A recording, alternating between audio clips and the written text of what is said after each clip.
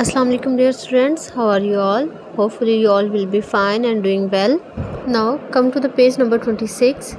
Previously we studied about the different goals of foreign policy. Can you recall what are the goals of foreign policy? Yes, very good.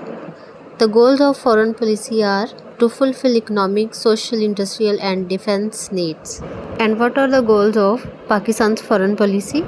Yes, very good. Now we will read about the main objectives of Pakistan's foreign policy. There are four main objectives of Pakistan's foreign policy, that are protection of Islamic ideology, national security, promotion of culture or cultural development and economic growth.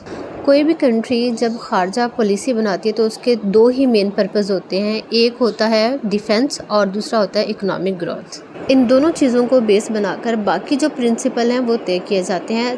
If we talk about the Pakistan's policy, so Pakistan is the only Islamic country in the world which was founded on the basis of Islamic ideology. तो Islamic ideology क्या है? We know very well.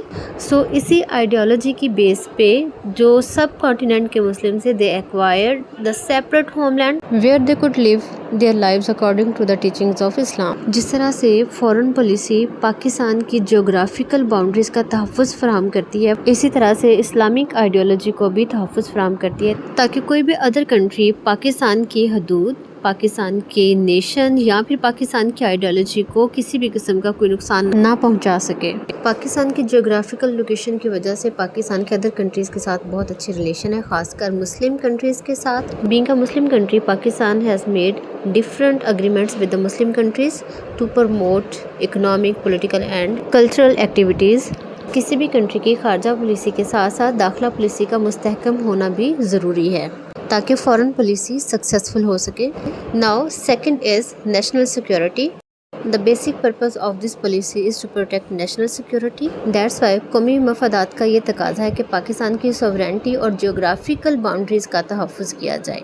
कोई भी ऐसा कदम ना उठाया जाए जिसकी वजह से पाकिस्तान की सलामती को नुकसान पहुंचे। खारजा पॉलिसी ये बताती है कि पाकिस्तान एक पुरअमन कंट्री है, ना तो ये किसी के साथ जंग करती है और ना ही किसी अदर कंट्री को जंग करने पे उकसाती है।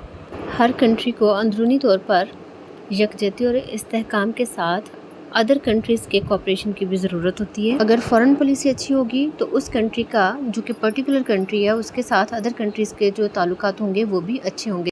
पाकिस्तान बनने के बाद ईरान, चाइना और सऊदी अरेबिया और अदर कंट्रीज़ ने पाकिस्तान का हर कदम पे साथ दिया। Due to this policy Pakistan has cordial relation with United Nation and other countries of the world. उम्मीद है आपको समझ आ गई होगी। Now your task is here, learn it by heart.